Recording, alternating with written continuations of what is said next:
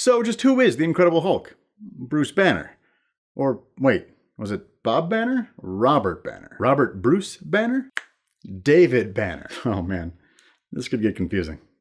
Hello everyone, I'm DK and this is Alter Ego, the show that strives to take a deeper look at some of our favorite names in comics. Today, I'll be taking you through the history of our guy Bruce Banner's name and going over why he's had just so many of them. The year was 1962 and Stan Lee had just created another of his superhero greats, the Hulk. Having taken inspiration from Frankenstein and Dr. Jekyll and Mr. Hyde, Lee found the framework for his character. And for the name, why not use his favorite tried and true method, alliteration? I mean, we even did a whole video on it right here. It makes it easy to remember, right? That's the whole point. Things started off just fine. The first issues were published with the Hulk's not-so-jacked version's name being Bruce Banner. We learn his origin story, join him as he flees pursuing troops and causes young women to faint from shock, and witness with bated breath as he is mind-controlled by, and later saves, the Gargoyle. However, in 1964, readers noticed an odd change when Bruce became Bob in Fantastic Four Volume 1, number 25.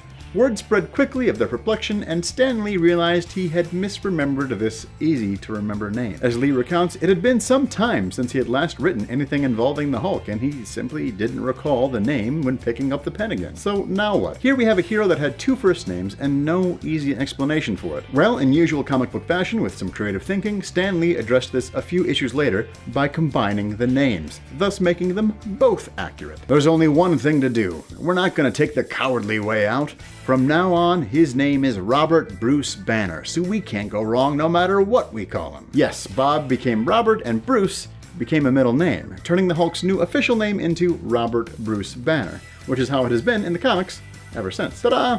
All done. I'm just kidding, we're not done yet. You see, during Mr. Banner's 5-season foray into television in the 1978 to 1982 series, The Incredible Hulk, starring Lou Ferrigno and Bill Bixby, he managed to adopt yet another moniker, David, which sounds nothing like Bruce or Bob. So how did this mix-up happen? Well, it turns out that this was actually an intentional decision made by one of the show's producers, Kenneth Johnson. Most believe this choice was made because the network considered the name Bruce to be too,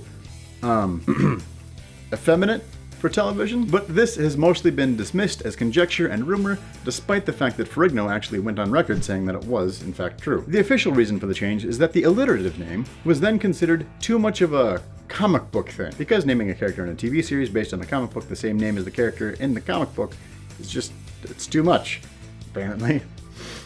Alright. Really though, Kenneth Johnson just didn't have any respect for the source material.